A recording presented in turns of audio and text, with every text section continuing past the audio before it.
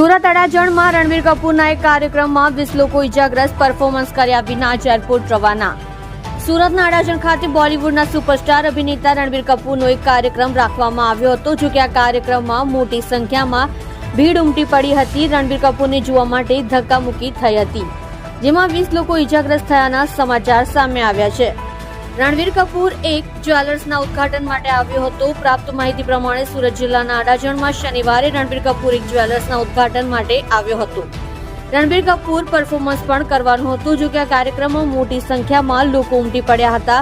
આ દરમિયાન એકબીજા પર પડતા 20 લોકો ઇજાગ્રસ્ત થયા છે, જેમને સારવાર માટે હોસ્પિટલ ખસેડવામાં આવ્યા છે. બીજી તરફ રણબીર કપૂર પરફોર્મન્સ કર્યા વિના જ પરત ફર્યો છે. તમે જોઈ રહ્યા છો SD ન્યૂઝ ચેનલ ફેઝર શેખની સાથે.